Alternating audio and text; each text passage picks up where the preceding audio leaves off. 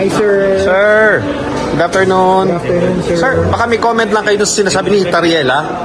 Nabahag ang buntot ng DDS Chinatong na si Rodante Marcoleta nang tanungin siya ng media kung sasama raw ba siya kay Philippine Coast Guard spokesperson Jay Tariela para bisitahin ang Kalayaan Island Group, lalo na ang Pag-asa Island na kasalukuyang tahanan ng mahigit 400 na Pinoy o mga 34 na pamilya. Na sumama daw kayo sa West Philippine Sea sa Kalayaan Island Group, sir.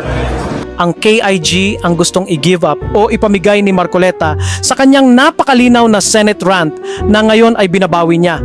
Pero ang sagot ni Marcoleta sa invitation ni Tariela, nag-ala Duterte o Baste ang style at tila naghamon pa. Pero mas mabuting gawin dun. Bago yun, pakisabi nyo kay Commodore Tariela, kasama si Justice Carplo.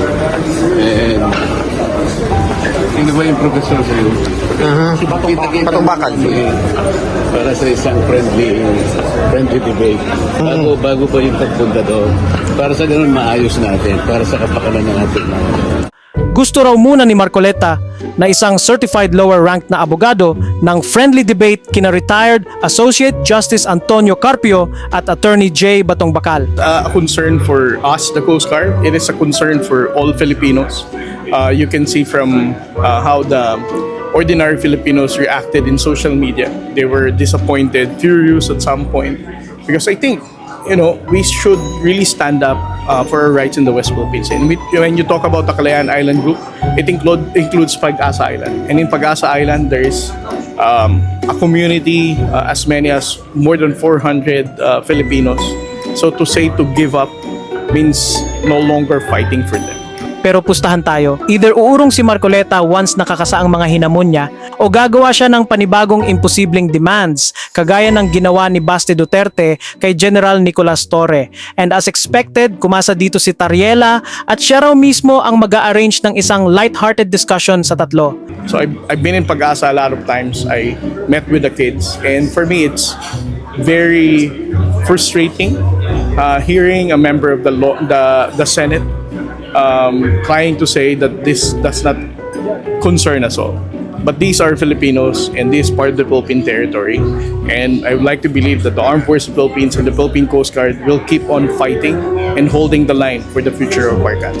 Prior to this, sinupalpal din ni Tariela ang super yabang na anak ni Marcoleta na nagsabing dapat ibaala raw siya at ang mga mayayabang na senador sa kanyon.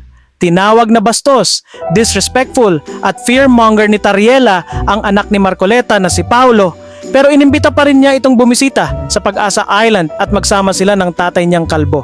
Despite criticisms from the Chinese embassy. Despite the criticism of anyone, whether from any part of our society and any foreign diplomatic missions here in this country. Sir, can we have your reaction to the Chinese embassy statement a few days ago? They're asking who really has the say when it comes to the Philippines official stand in the West Philippine Sea. Is it the PCG or the PFA? Well, again, for the Philippine Coast Guard, we just disclose the operational issues that concern the patrol, for example, or the MDA flight. I don't talk about diplomacy. That is a concern of the Department of Foreign Affairs. I think the Chinese embassy is just confusing and diverting the right issue. The main concern here is the Chinese government has been deploying Chinese maritime militia, China Coast Guard, and PLA Navy warship, and they're bullying ordinary Filipino fishermen and